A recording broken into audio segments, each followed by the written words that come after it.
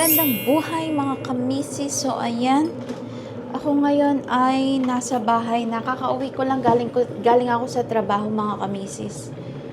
Bale, pakalila pa siguro mga isang oras mahigit. Ako ay nagugutom kaya ako ay magtitimpla ng magtimpla muna ako ng aking ano bang tawag dito? Milo at at gatas. Na-miss ko kasi mga kamisis. At hindi ko pa alam kung ano ang kakainin ko kaya sobrang araw. Tingnan nyo mga kamisis. So anong oras na ba? 6:30 na ng 6:30 na ng gabi, ng hapon. Pero ang araw ay parang 3:00 pa lang, 'di ba? Napakaliwanag. Sakit sa mata, teka nga. So ayan, ang liwanag sobra. Alis na ako dito. Alis na ako dito sa Nasaan na yung aking mga Where is my Milo? Ayan, bumili ako ng nido sa Tesco. Parang nasa 6 pounds something yata ito. Nag-iisip ng habang ako ay nag-iisip ng kakainin ko, ako ay Nasaan na naman yung Milo ko? Si Mister, kung saan nilagay ang mga ko. So, ayun, Monday today. So, as usual, 10:05 ang pasok ko. Short shift lang ako every Monday and Tuesday. Ayan. Si Mister ay nasa punta tayo sa labas. At si Mister ay nasa labas.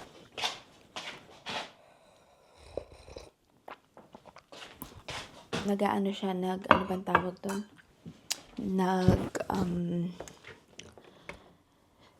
Exercise.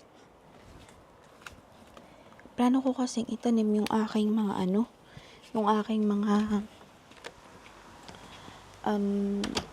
cucumber.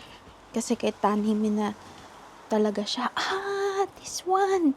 Meron kasi akong tanim dito mga kamisis ko, nakikita nyo, hindi nyo pala makita. Yan, yung isa na yan.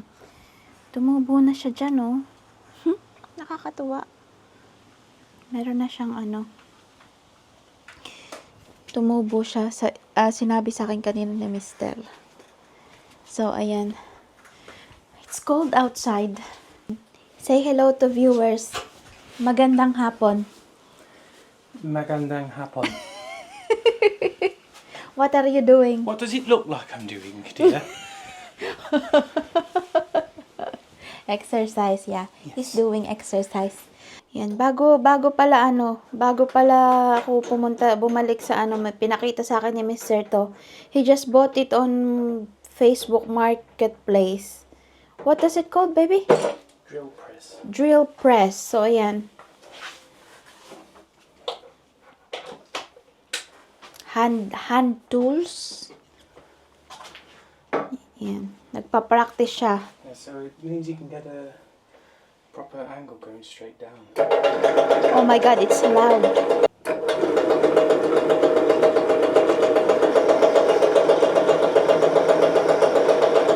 that, but I didn't tighten that up enough, so it just pushed the bloody thing down when I did it. But that's how it works. So it goes Okay.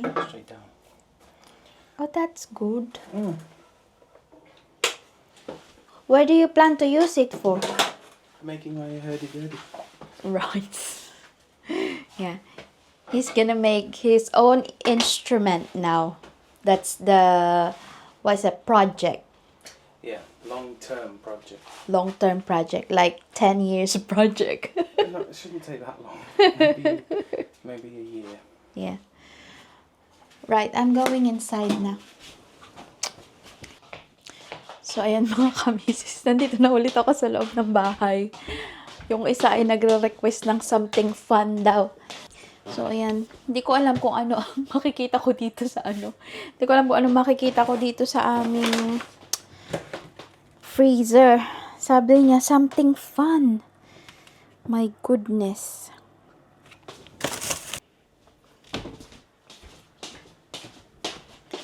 Siguro paglulutuan ko na lang siya ng ay, may bell pepper pa kami. Siguro paglulutuan ko na lang siya ng sweet and sour chicken. kasi meron pa kami dito ano. Ayan, may chicken dippers kami dito. So, ito na lang iluluto ko sa kanya. And then sa akin isa yung southern fried chicken.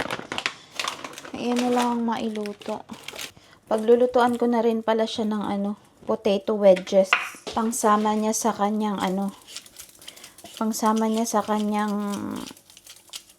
ay, bakit ko ba binabalatan? Hindi dapat ito babalatan. Galing ko lang yung mga may tubo. Kasi tinubuan na itong mga, ewan ko ba kung bakit sobrang bilis tumubo ng mga patatas dito, mga kamisis. Yan, iboboil ko lang ito mga kamisis. Hinihintay ko lang na kumulo yung tubig. So, ayan, ganito lang naman. Si Mr. ay paborito niya ang sweet and sour. Kaya, sweet and sour chicken. So, ayan, ganyan ang ginagawa ko. Pag wala akong maisip. Tingnan mo naman yung wonky na ano, naging wonky na. Napapanat na.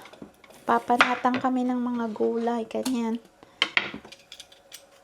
Pero yung mga ano dito mga kamisis, yung mga grocery dito, hindi ganun kamahalan. As in, kung magmahal magtaas man sila is hindi ganun kataas. Siguro mga ano lang kung sa atin is may mga wala pang piso, ganyan. Ano bang tawag nun? Centavos ba ang tawag sa atin?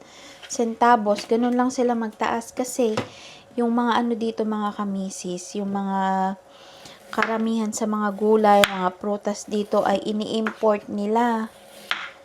So, hindi katulad sa atin, 'di ba? Hindi katulad sa atin sa Pinas na pagka bumagyo dun sa may pinagkukuhanan natin na supply is na aapektuhan yung ano yung price ng mga ano natin, 'di ba? Yung price ng mga bilihin tulad kunwari repolyo ganyan, wala masyadong ano, 'di ba? Dito kasi ini-import lang lahat kaya hindi ganoon kataas yung ano, yung ano bang tawag dito, yung tinataas nila. Yung mga grocery ini-import nila sa karamihan, ini-import nila yung gulay at prutas sa Spain. Yun ang kanilang main kineme. So, ayan. Lagay ko lang yan. Lagyan ko rin ng ano. Lagyan ko rin ng asin. Pakuluan ko lang ng konti.